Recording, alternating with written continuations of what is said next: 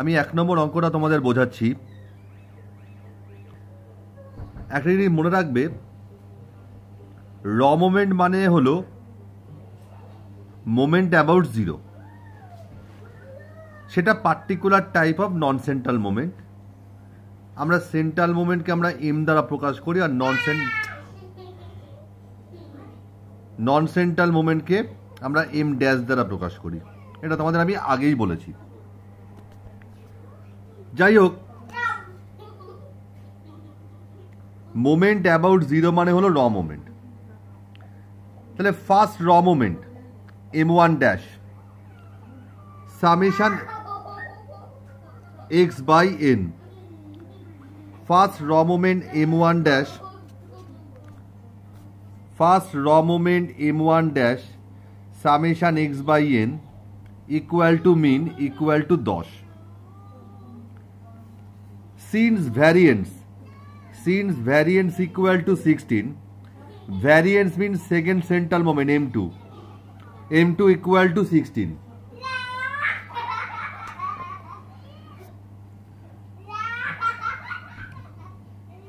We know M2 equal to M2 dash minus M1 dash whole square. M2 মানে 16, M1 dash মানে 10, এর রেসপেক্টে M2 dash আমি পেয়ে গেলাম কত? 116। M2 ড্যাশ কত পেলাম? 116। অর্থাৎ সেকেন্ড নন সেন্ট্রাল মোমেন্ট বা সেকেন্ড মোমেন্ট অ্যাবাউট জিরো বা সেকেন্ড র মোমেন্ট যাই বলো না কেন, সেটা equal to 116। Again gamma 1 equal to 1। Gamma 1 means M3 divided by root over M2 তার কিউব equal to 1. M3 মানে থার্ড সেন্ট্রাল মোমেন্ট আর M2 মানে সেকেন্ড সেন্ট্রাল মোমেন্ট, অর্থাৎ ভ্যারিয়েন্স। এবার M2 এর ভ্যালু 16 বসিয়ে দিলাম। এর রেসপেক্টে আমি M3 এর ভ্যালু পেলাম 64। এর রেসপেক্টে আমি M3 এর ভ্যালু পেলাম 64, অর্থাৎ third central moment equal to 64। এবার আমি সেই রিলেশনটা লিখলাম, সেন্ট্রাল মোমেন্ট আর নন সেন্ট্রাল মোমেন্টের রিলেশনশিপটা দেখলাম। এবার আমি রিলেশনের রেসপেক্টে যার যার ভ্যালুগুলো জানি তার ভ্যালু বসিয়ে দিয়ে আমি থার্ড নন সেন্ট্রাল মোমেন্টের ভ্যালু কত পেয়ে গেলাম?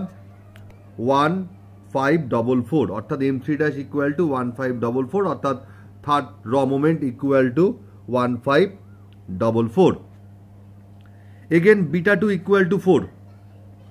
Beta 2 means M4 divided by M2 তার হোল স্কোয়ার ইকুয়াল টু 4। দেখো ভ্যালুগুলো বসিয়ে দিয়ে আমি M4 এর ভ্যালু কত পেলাম?